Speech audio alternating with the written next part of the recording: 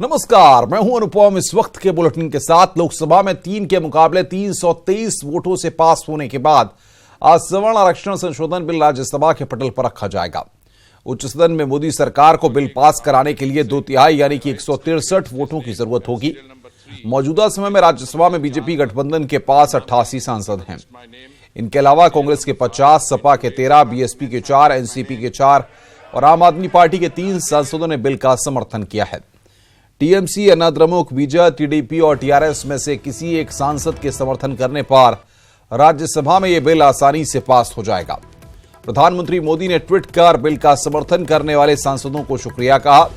बता दें कि नौकरियों और शैक्षणिक संस्थानों में गरीब सवर्णों को आर्थिक आधार पर 10% आरक्षण देने की तैयारी है। मौजूदा समय में ओबीसी को 27%, एसटी को 15% और एसटी को 7.5% आरक्षण मिला हुआ है। अगर राज्यसभा में भी सवर्ण बिल पास हो जाता है तो कुल आरक्षण 49.5% से बढ़कर 59.5% हो जाएगा।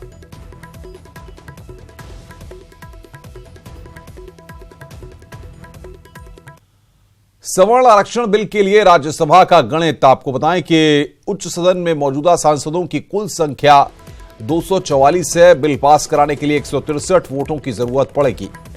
बीजेपी गठबंधन के पास 88 सांसद हैं। सवर्ण आरक्षण बिल के समर्थन में विपक्ष के 74 सांसद, Congress 50, Samajwadi party 13, BSP 4, NCP 4 और आप के 3 सांसदों का सवर्ण आरक्षण बिल को समर्थन है। टीएमसी 13, एआईएडीएमके 13, बीजेपी 9, टीडीपी 6 और टीआरएस 6 में से एक वोट मिला तो बिल पास हो जाएगा।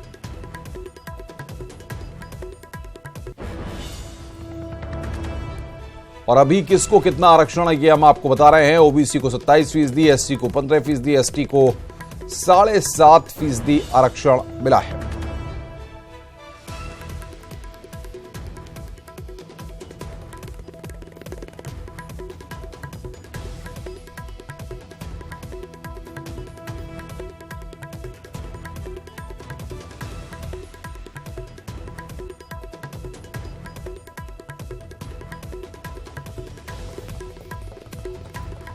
अगर राज्यसभा में भी सवर्ण आरक्षण संशोधन बिल पास हो गया तो 95% लोग आरक्षण के दायरे में आ जाएंगे। कैसे, देखिए हमारी रिपोर्ट। पूरी आबादी आएगी आरक्षण के दायरे में।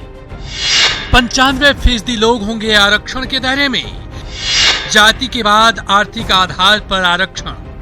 अगर सरकार का दाव सही पड़ गया और संसद में 10% आरक्षण की राह निकल गई तो करीब करीब हर परिवार को आरक्षण का लाभ मिलने लगेगा, क्योंकि आर्थिक आधार पर आरक्षण के दायरे में 95% परिवार आ जाएंगे। ये कैसे संभव है, समझने के लिए पहले ये देख लीजिए आर्थिक आधार पर आरक्षण के लिए क्या आधार बनाए गए हैं। जिनकी सालाना आय 8 लाख से कम हो, जिनके पास 5 लाख से कम की खेती की जमीन हो, जिनके पास 1000 स्क्वायर फीट से कम का घर हो, जिनके पास नगर निगम की 109 गज से कम अधिसूचित जमीन हो, जिनके पास नगर निगम की 209 गज से कम की गैर अधिसूचित जमीन हो। आर्थिक आधार पर आरक्षण के तहत सभी धार्मिक अल्पसंख्यक भी इसका इस्तेमाल कर सकेंगे। लेकिन जो लोग अभी आरक्षण का फायदा ले रहे हैं उनको इसका फायदा नहीं मिलेगा। इस तरह से ओबीसी, एससी और एसटी वर्ग के लोगों को आर्थिक आधार पर आरक्षण का फायदा नहीं मिलेगा। आर्थिक आधार पर आरक्षण के लिए जो आधार तय है उसी आधार की वजह से 95% लोगों को आरक्षण का लाभ मिल सकता है। आइए देखते हैं पहले आय के आधार पर। इनकम टैक्स डिपार्टमेंट और एनएसएसओ की रिपोर्ट की माने तो 95% आबादी की आय 8 लाख से कम है। एनएसएसओ सर्वे 2011-12 के मुताबिक प्रति महीने ग्रामीण क्षेत्रों में प्रति व्यक्ति आय 2,625 रुपए है। एनएसएसओ सर्वे 2011-12 के मुताबिक प्रति महीने शहरी क्षेत्रों में प्रति व्यक्ति आय 6,015 रुपए है। सरकारी आंकड़े के अनुसार प्रति व्यक्ति आय 1.25 लाख सालाना बताई गई है। यानी परिवार में 5 लोग भी कमाते हैं तो सालाना आय 6.25 लाख की होगी। 2.3 करोड़ लोगों ने ही अपनी आय 4 लाख से अधिक बताई है। यानी 2 लोग भी कमाते हैं तो तो 1 करोड़ परिवार ही 8 लाख आय वाले वर्ग में आएंगे। 1 करोड़ परिवार भारत की आबादी की महज 4% है। अगर आय की जगह जमीन और घर को आधार बनाया जाए तो भी ज्यादा फर्क नहीं पड़ने वाला, क्योंकि कृषि जनगणना 2015-16 के अनुसार भारत में 86.2% लोग 2 हेक्टेयर से भी कम जमीन के मालिक हैं। NSSO रिपोर्ट 2012 के अनुसार धनी माने जाने वाली 20% आबादी के घर का साइज 45.99 स्क्वायर मीटर से कम है। मतलब साफ है, 500 स्क्वायर फीट से भी छोटे घरों में भारत की बहुमूल्य आबादी रह रही है। घर और जमीन के आधार पर भी 80 से 90% आबादी आरक्षण के दायरे में आ जाएगी। यानी साफ है, बीजेपी ने घर घर मोदी का जो नारा दिया था वो घर घर आरक्षण के जरिए पूरा करने की फिराक में है। Bureau report, news 18 network. Ayodhya विवाद पर सुनवाई के लिए संवैधानिक बेंच को मंजूरी मिल गई है। चीफ जस्टिस रंजन गोगोई ने मामले की सुनवाई के लिए 5 सदस्यीय संविधान पीठ के गठन को मंजूरी दे दी है, जिसके बाद ये पीठ 10 जनवरी को मामले की सुनवाई करेगी। साथ ही यही बेंच तय करेगी कि मामले की सुनवाई रोजाना होगी या नहीं। आपको बता दें कि लंबे अरसे से मांग की जा रही है कि अयोध्या विवाद मामले की सुनवाई रोजाना की जाए ताकि जल्द ही इसमें फैसला आ सके। संविधान पीठ में सीजेआई रंजन गोगोई के अलावा justice S A. Bobde, justice N V. Ramana, justice U Lalit और जस्टिस डी.वाई. चंद्रचूड़ शामिल हैं।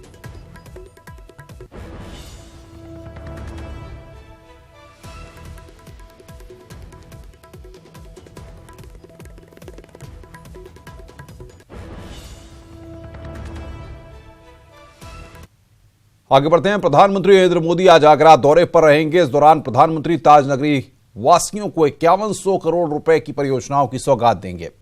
इसके साथ ही पीएम कोठी मीना बाजार मैदान में रैली को भी संबोधित करेंगे। ब्रज क्षेत्र से 2019 चुनाव का वो शंखनाद करेंगे। प्रधानमंत्री मोदी दोपहर 3:15 बजे खेरिया स्थित एयरपोर्ट के तकनीकी एयरपोर्ट पहुंचेंगे, जहां राज्यपाल राम नाईक और मुख्यमंत्री योगी आदित्यनाथ उनकी अगवानी करेंगे। पीएम मोदी के कार्यक्रम में डिप्टी सीएम के साथ कई सांसद भी मौजूद रहेंगे।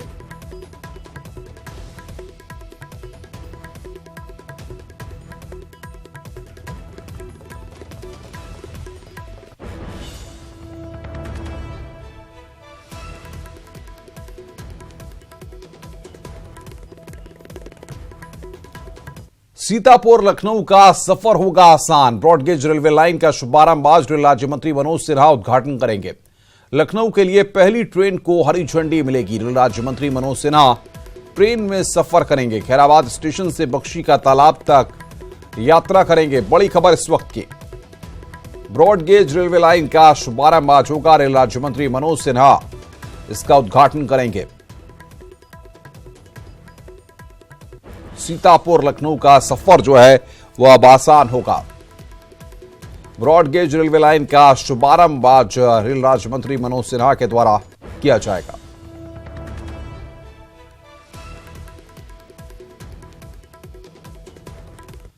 उत्तर प्रदेश में महागठबंधन की सुगबुगाहट के बीच कांग्रेस अध्यक्ष राहुल गांधी ने उत्तर प्रदेश में सभी सीटों पर चुनाव लड़ने के संकेत दिए हैं। एक विदेशी चैनल को दिए इंटरव्यू में राहुल गांधी ने कहा है कि उत्तर प्रदेश में कांग्रेस अकेले चुनावी रण में उतरने पर विचार कर रही है। ये पहला मौका है जब कांग्रेस के किसी बड़े नेता उत्तर प्रदेश के रण में अकेले उतरने की बात कही हो। दरअसल माना जा रहा है कि उत्तर प्रदेश में सपा, बसपा और आरएलडी ने सीटों का बंटवारा तकरीबन फाइनल कर लिया है। सूत्रों के अनुसार इस बंटवारे में कांग्रेस को बाहर रखते हुए सिर्फ राहुल और सोनिया की परंपरागत रायबरेली और अमेठी सीटों पर कैंडिडेट न उतारने का फैसला किया गया है।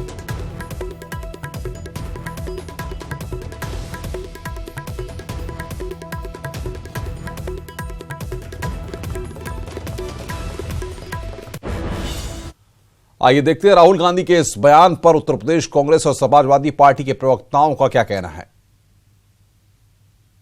कांग्रेस भी अपनी पार्टी, देखिए हम मध्य प्रदेश में कांग्रेस को सपोर्ट कर रहे हैं ना सब लोग। भाई कांग्रेस से कोई हमारी कोई दूरी थोड़ी है। हम लोग समाजवादी लोग एक बार जिससे दोस्ती करते हैं दोस्ती बनाए रखते हैं, लेकिन जहां तक राजनीतिक फैसले हैं वो अपने हिसाब से होते हैं। आदरणीय राहुल जी ने लगातार कई बार कहा है कि हम समान विचार दल से गठबंधन करेंगे। पहली बार भी कहा हमने, राजस्थान हम चुनाव जीते हैं, मध्य प्रदेश में हम चुनाव जीते हैं, उसके बावजूद भी बहुजन समाज पार्टी ने और समाजवादी पार्टी ने हमें समर्थन दिया। तो निश्चित तो वक्त बदलाव का है और देश की जनता बदलाव चाहती है। निश्चित तौर पर कांग्रेस की पूरी तैयारी और हम चुनाव लड़ने जा रहे हैं। रामपुर से बड़ी खबर इस वक्त है। गन्ने से लदे ट्रक ने 4 लोगों को रौंदा। दर्दनाक हादसे में 3 की मौत हुई है, गंभीर रूप से घायल हुए हैं। हादसे के बाद ड्राइवर ट्रक छोड़कर फरार हो गया। शवों को पोस्टमार्टम के लिए जिला अस्पताल भेजा गया है। थाना शाहाबाद के सैफनी चौकी क्षेत्र की यह घटना है। तो बड़ी खबर, गन्ने से लदे ट्रक ने 4 लोगों को वहां पर रौंदा है। यह हादसा हुआ है। दर्दनाक हादसे में 3 की मौत हुई है, एक गंभीर रूप से घायल है। हादसे के बाद ड्राइवर ट्रक छोड़कर फरार हो गया। शवों को पोस्टमार्टम के लिए जिला अस्पताल भेजा गया है। थाना शाहाबाद के सैफनी चौकी क्षेत्र की यह घटना है।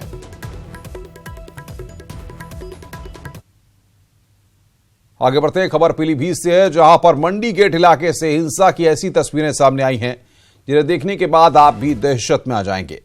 दरअसल यह हंगामा एक हादसे के बाद बरपा है जिसमें बीजेपी नेता समेत 2 युवकों की मौत हो गई। नाराज युवकों के परिजनों के साथ सैकड़ों लोगों ने थाने को घेर लिया।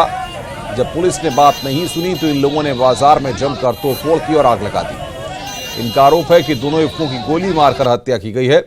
बाद में हादसा दिखलाया गया। एसपी ने एफआईआर के बाद कड़ी कार्रवाई का आश्वासन देकर किसी तरह नाराज लोगों को शांत कराया।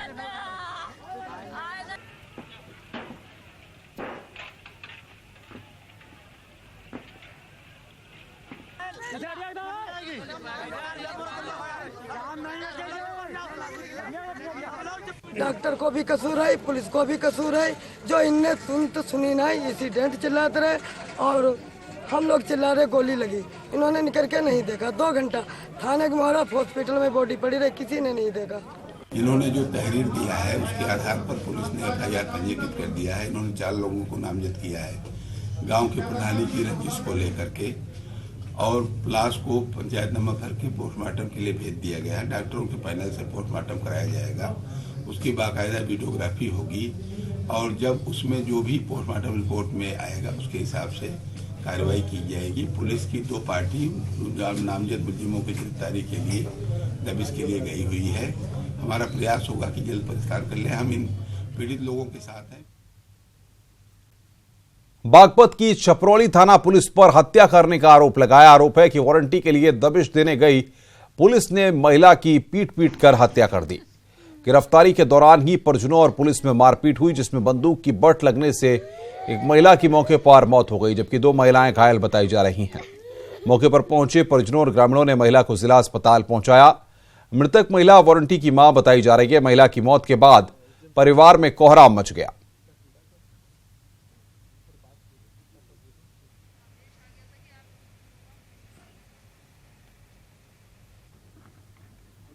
जी एकदम से उन्होंने कुंडी बजाई तो हमने जैसे किवाड़ खोले तो तुरंत एकदम अंदर आ गया।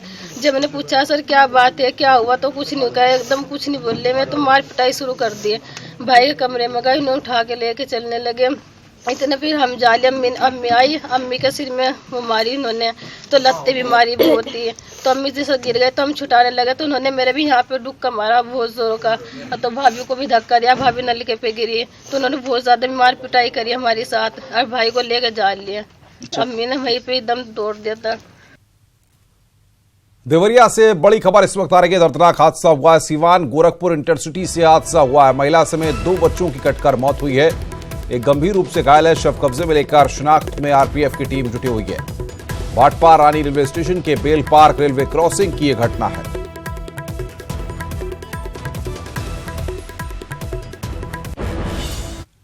बाहुबली और पूर्व एसपी सांसद अतीक अहमद पर एक नया केस दर्ज हुआ है। प्रयागराज के 2 प्रॉपर्टी डीलर्स ने अतीक अहमद पर जेल में बुलाकर पिटाई का आरोप लगाया है। पीड़ित प्रॉपर्टी डीलर्स को अतीक के गुर्गे प्रयागराज से देवरिया जेल ले गए थे, जहां उनकी पिटाई कर उनसे रंगदारी मांगी गई थी। मामले में प्रॉपर्टी डीलर जैद खालिद और 2 दूसरे लोगों ने अतीक अहमद समेत 14 लोगों पर धूमनगंज थाने में केस दर्ज कराया है। अतीक के साड़ू इमरान और बहन के दामाद खालिद जफर का नाम भी एफआईआर में शामिल है। इस मामले में पीड़ित ने सीएम योगी और बड़े अधिकारियों को भी खत लिखकर मदद की गुहार लगाई है। पुलिस ने मामले की तफ्तीश शुरू कर दी है। देखिए, कुछ तथ्य वादी के द्वारा बताए गए थे कि उसको किसी एक पर्टिकुलर जगह से ले जाके और जेल के अंदर उसको ले जाया गया, उसके साथ मारपीट की गई। ये पूर्व सांसद हैं जिन्होंने मारपीट की थी, जैसा कि इनके द्वारा बताया गया है। तो पुलिस ने इस तथ्य को संज्ञान में लेते हुए जैसे ही शिकायत आई उसमें FIR दर्ज की है और उसमें इन्वेस्टिगेट करेंगे, उसमें ये पता करेंगे कौन कौन लोग गिल्टी हैं। कुछ लोगों के नाम भी बताए गए हैं, तो उन लोगों के अगेंस्ट भी कार्रवाई की जाएगी। बाकी के जो अन्य लोग हैं जिनके विरुद्ध साक्ष्य मिलते हैं उनके खिलाफ भी कार्रवाई की जाएगी। जूना अखाड़े से निकाले जाने के बाद गोल्डन बाबा की मुश्किलें लगातार बढ़ रही हैं। गोल्डन बाबा और सुधीर मक्कड़ के खिलाफ दारागंज थाने में धमकी देने का मामला दर्ज कर लिया गया है। गोल्डन बाबा के खिलाफ यह मुकदमा कुंभ मेला ड्यूटी में तैनात संभल के सिपाही सतीश कुमार ने दर्ज कराया है।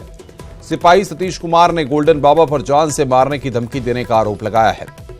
गौरतलब है कि संभल से मेला ड्यूटी में आए सिपाही सतीश कुमार को गोल्डन बाबा की सुरक्षा में 30 नवंबर 2018 को बतौर गनर तैनात किया गया था।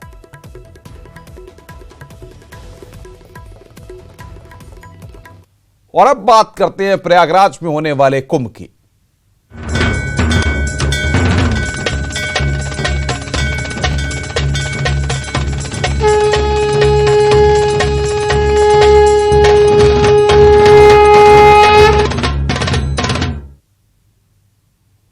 प्रयागराज में संगम तट का नजारा इस समय देखने लायक है। कुंभ मेले में श्रद्धालुओं का आना शुरू हो गया है। दिन हो या रात श्रद्धालु गंगा में आस्था की डुबकी लगा रहे हैं। आइए देखते हैं संगम तट के अद्भुत नजारों की तस्वीरें। संगम तट पर दिख रहा है अद्भुत नजारा। प्रयागराज में बह रही है आस्था की धारा। श्रद्धालुओं की पसंद बना गंगा का किनारा। दूधिया रोशनी ने कुंभ को बनाया न्यारा। सफेद, बिल्कुल झक सफेद रोशनी से नहाई संगम तट की रेती। ऐसा लग रहा मानो किसी ने कर दी हो रोशनी की खेती। दृश्य ऐसा है जैसे हम आसमान के तारों के बीच खड़े हों। इस मनोहारी छटा को देखने आए श्रद्धालु चाहकर भी इस दृश्य को भुला नहीं पा रहे और बरबस ही उनके हाथ से मोबाइल से तस्वीरें लेने के लिए उठ जाते हैं। रोशनी से नहाई धरती लोगों के दिलों में धस जा रही है और लोग सेल्फी लेकर इस नजारे को संजोने में जुटे हैं। पूछने पर कहते हैं ऐसी व्यवस्था कभी नहीं देखी। बहुत अच्छी व्यवस्था करी है इस बार गवर्नमेंट ने, और इस बार और हर बार के मुकाबले बहुत अच्छा इंतजाम है और बहुत ही अद्भुत नज़ारा है। बहुत अच्छा इंतजाम किया है हर तरह से, मतलब हर व्यवस्था बहुत अच्छी है। गंगा की बहती पवित्र धारा में देर रात श्रद्धालु डुबकी लगा रहे हैं। कड़कड़ाती ठंड पर आस्था भारी दिख रही है। दूर गंगा की दूसरी छोर पर गंगा जल के साथ संगम तट की रोशनी अटखेलियां कर रही है। विभिन्न अखाड़ों के धर्म ध्वजा फहरा रहे हैं। ऐसा लगता है मानो आस्था और आराधना के साथ धरती पर अध्यात्म का अनोखा संगम हो रहा हो। यादगार के लिए सब सेल्फी लेते हैं, इसीलिए कि हम लोग वहाँ पहुँचे और हमें अच्छा लगा देख के, वहाँ इसलिए सेल्फी ली जाती है। कुंभ अन्य कुंभों की अपेक्षा ज्यादा हाईटेक किया गया है, ज्यादा आधुनिक किया गया है। हाँ। और जैसे जैसे ये आधुनिकता आ रही है वैसे वैसे हमारे हिंदुस्तान की जो ताकत आस्था है वो और बलती वो दिखती है कि बहुत ही खूबसूरती से किया गया है सेटअप। बहुत बढ़िया सेटअप है, बहुत अच्छे से ऑर्गेनाइज किया गया है। You must thankful to Yogi government. बिल्कुल, ऑफ कोर्स, व्हाई नॉट। बिल्कुल, बहुत अच्छा है। योगी जी के लिए तो बहुत बढ़िया है। ये तारीफ वाली बात, तारीफ के काबिल है। काफी सुंदर दृश्य है यहाँ का। जो यहाँ का जल है वो उनकी परछाइयों से, लाइटों की काफी अच्छा यहाँ पे लग रहा है। और जितने भी श्रद्धालु यहाँ आ रहे हैं अपने आप को काफी गर्व महसूस कर रहे होंगे यहाँ के। और इस सरकार में जितना की कुछ देखने को मिला है, काफी अच्छा यहाँ का दृश्य है और मैं बहुत खुश हूँ इस बार की यहाँ की व्यवस्था से। प्रयागराज कुंभ नए साल में 14 जनवरी 2019 से शुरू होकर मार्च 2019 तक चलेगा। इस दौरान कुंभ मेले में आस्था का जन सैलाब उमड़ता है। इसीलिए जन भावनाओं का ख्याल रखते हुए सरकार ने भी इसकी बेहतर तैयारी की है। न्यूज़ 18 के लिए प्रयागराज से उमेश श्रीवास्तव की report. Himalaya lip care, smile train और न्यूज़ 18 उत्तर प्रदेश उत्तराखंड की खास पहल जो दे रही एक नई मुस्कान और उस मासूम को जो कटे होंठ और तालू की वजह से खिलखिलाकर मुस्कुरा नहीं पाते हैं। अच्छी बात यह है कि न्यूज़ 18 उत्तर प्रदेश उत्तराखंड की पहल के जरिए इसका इलाज बिल्कुल मुफ्त है। बस आपको टोल फ्री नंबर 1800208190 पर कॉल करना है। तो आप भी जागरूक रहें और दूसरों को भी करें ताकि कोई भी मासूम मुस्कुराने से महरूम न रह जाए। इस बुलेटिन में फिलहाल इतना ही। नमस्कार।